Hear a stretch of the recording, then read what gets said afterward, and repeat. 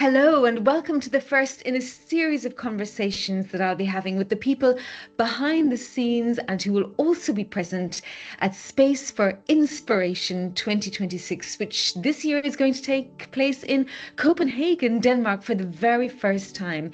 It is hosted by the European Space Agency Commercialization Gateway, and the conference is going to explore four key domains: microgravity, R&D and production in health and biotechnology, advanced materials and in-space manufacturing, agri-food applications, lunar space resources, and that's going to focus more on construction-related technologies. My guests are Sune Nordentoft Lauritsen, who is head of DTU Space Ventures in Denmark, and Lone Ryg Olsen, who is Executive Vice President and Director of Enterprise and Innovation at Kitchen, Aarhus University. Thank you. Thank you. Now, first of all, for all of the people who will watch this and the people who will come to Copenhagen, please could you tell us a little bit more about DTU and Kitchen? So I'll start with DTU. Yeah, so DTU is the Danish acronym for the Technical University of Denmark.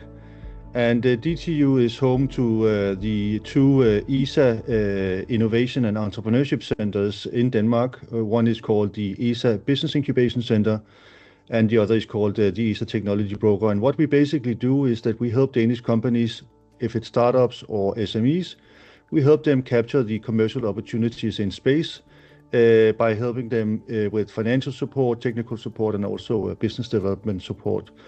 And I'm the head of those activities at DTU. And moving over to Kitchen, Aarhus University. Yeah, thank you so much, Lisa, and thanks for having the opportunity to be here today. Aarhus University is a comprehensive university, 32,000 students, a staff of 12,000, covering all parts of science. But we also have a very strong emphasis on innovation, working to translate the excellent science into solutions for not only space, for a long range of areas. And Kitchen is our incubator. It's both for students and researchers, and we have 400 plus cases working here currently. Now, Denmark also was keen to take a leading role in Space for Inspiration 2026 Copenhagen, where it's going to be hosted. The timing is critical. We've seen record national Danish investments and the ambition to double ESA contributions as well. So this is a unique time. What do you feel about that from a Danish perspective? Yeah, so it's not only a unique time in terms of the governmental investments from the Danish side, it's also a unique time in terms of the commercial space ecosystem on a global scale. So what we see now are the first pilot projects and initiatives to make low Earth orbit and beyond low Earth orbit a platform for commercial activities. So we see projects that are building now data centers in space. We are seeing projects that are building energy harvesting infrastructures in space. And when these business cases are demonstrated, then I think we will see a surge of capital influx to those areas as well. So we are on the brink. We are at the foot of the mountain right now for commercializing what is beyond extraterrestrial economy in space.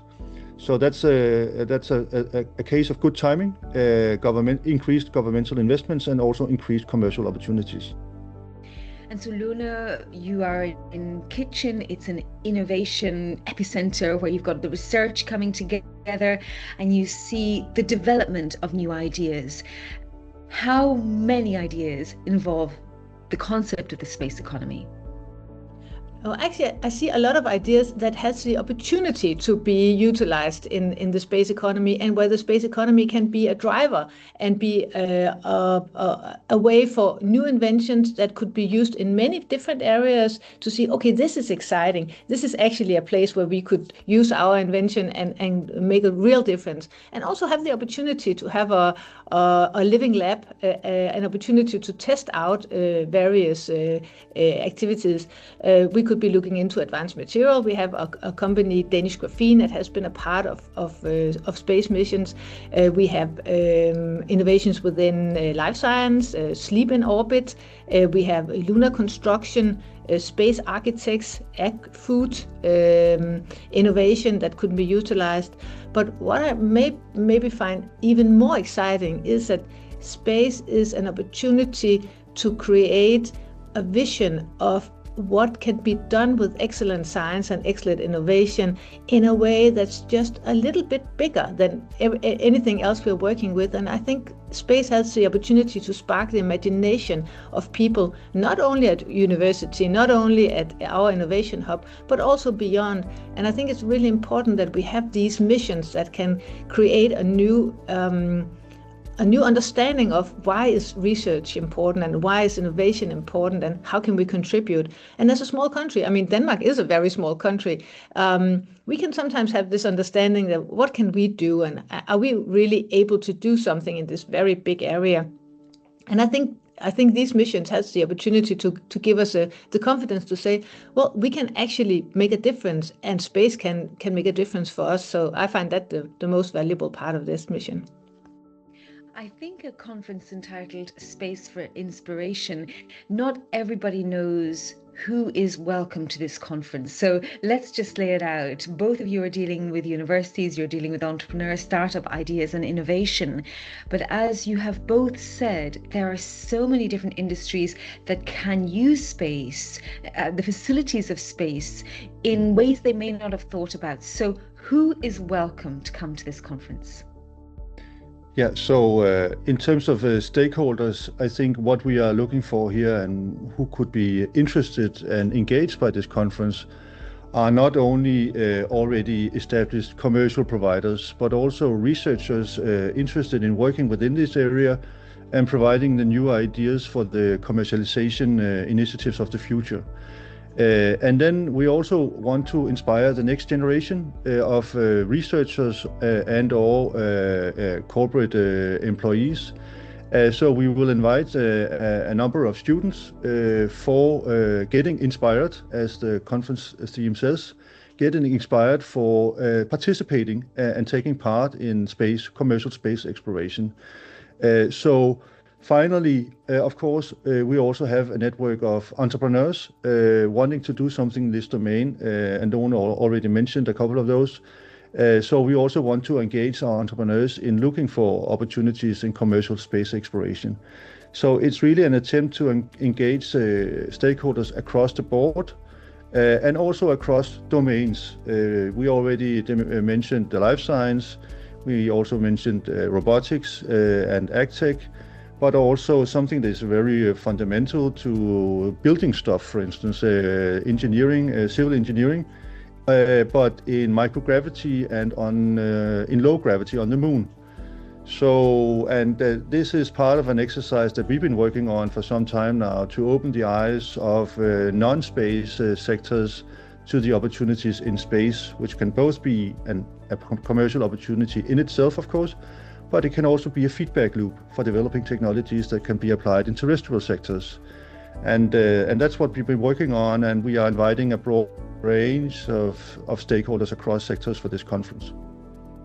And so when we hear you speak there, Sune, you mentioned really almost every possible industry, and we have the 4 pillars for this conference. Yeah. Do you think the pillars, it might be life sciences, it might be advanced materials, in-space manufacturing, agri-food, the construction robotics, I mean, there are so many industries.